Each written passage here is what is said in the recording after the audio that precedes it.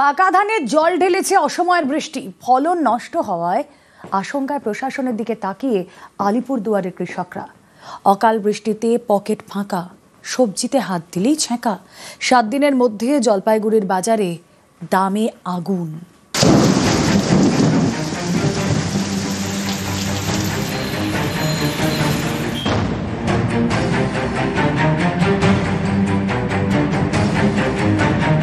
অক্টোবরের শুরুতে প্লাবনের ধাক্কা কাটিয়ে ওঠার আগেই উত্তরে ফের দুর্যোগের বৃষ্টি। কয়েকদিন আগে নিম্নচাপের জেরে উত্তরবঙ্গের বিস্তীর্ণ এলাকায় ঝেঁপে বৃষ্টি হয়। আকাশের কালো মেঘ সরেছে, কিন্তু কৃষকদের দুশ্চিন্তা কমেনি, কারণ অকাল বৃষ্টিতে মাঠের ফলন মাঠেই মারা যাওয়ার আশঙ্কা। বৃষ্টির কারণে এখন তো খুবই গন্ডগোল হয়ে গেল। এর ফলে কি ধান নষ্ট হচ্ছে, ক্ষতি হচ্ছে? অনেক ক্ষতি হচ্ছে, অনেক ধান নষ্ট হয়ে গেছে। ধান কেটে এখন গোলায় তোলার কথা, কিন্তু সেটা করা যাচ্ছে কই? আলিপুরদুয়ারের দক্ষিণ কামসিং, শালকুমার সহ একাধিক এলাকায় ধান চাষের শেষ মুহূর্তে ক্ষতি। বিস্তীর্ণ এলাকার ধান জমিতে জমে রয়েছে জল, তাতেই সারা বছরের পরিশ্রম জলে যাওয়ার আশঙ্কায় কৃষকরা। কিছু লোক এখনো কাটার প্রস্তুতি নিতেছে। বৃষ্টির কারণে এখন তো খুবই গন্ডগোল হয়ে গেল। এর ফলে কি ধান নষ্ট হচ্ছে, ক্ষতি হচ্ছে? অনেক ক্ষতি হচ্ছে, অনেক ধান নষ্ট হয়ে গেছে। প্রশাসন একটু দেখুক, দেখলে তো অনেকটা একটু শাস্তি পাওয়া যায়।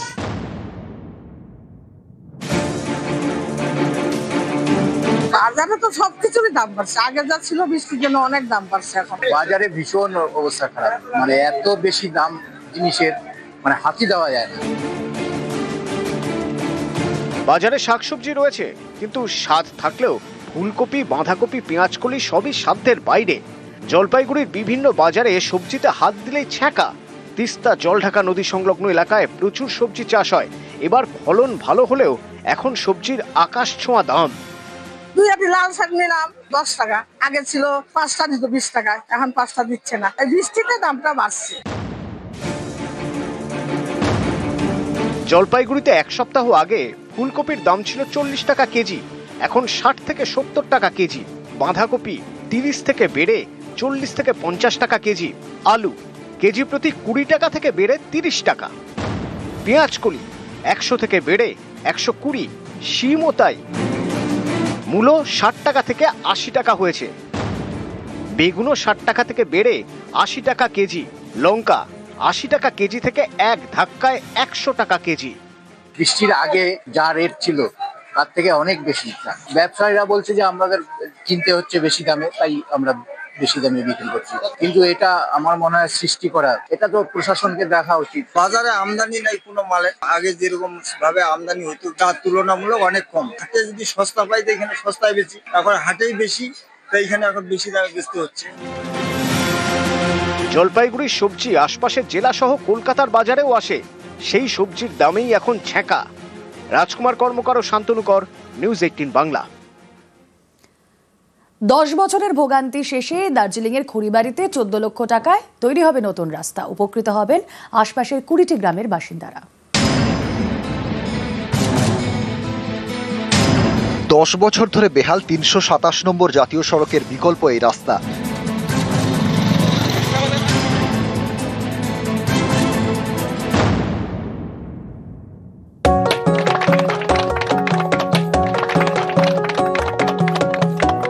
আমরা অনেক খুশি এই রাস্তা এইবার যে হলো, এটা বহুত অনেক সবারই সুবিধা। আমাদের সামনে চা বাগান আছে, চা বাগানের জন্য সুবিধা, রাস্তাটা হলে খুব ভালো।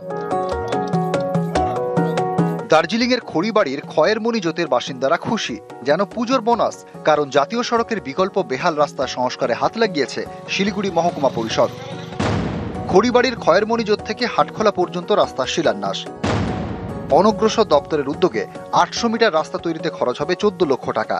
বহুত দিন থেকে এই রাস্তাটার জন্য কথা চলতেছিল, আমাদের এই রাস্তাটা না হলে হয় না। আর এখানে একটা আমাদের সামনে হসপিটাল, তারপরে একটা হাই স্কুল, এতটুকুই খুশি, রাস্তাটা হবে, আমাদের বহুত খুশি। খড়িবাড়ির খয়েরমণি জোত ছাড়াও এই রাস্তার উপর নির্ভরশীল পান্তাবাড়ি, ডাঙ্গরভিটা, টিপু জোত সহ 20টি গ্রামের বাসিন্দারা। বাতাসির সাথে একটা কানেক্টিং জায়গা। বাতাসি এমন একটা জায়গা যেখানটা বাজার আছে, হসপিটাল আছে, স্কুল আছে, আমাদের বেলার অফিস আছে। মানুষ বাতাসি যেতে হবে, দৈনন্দিন জীবনে রাস্তার একটা বড় ভূমিকা আছে। খড়িবাড়ি থেকে বিশ্বজিৎ মিশ্র, নিউজ 18 বাংলা।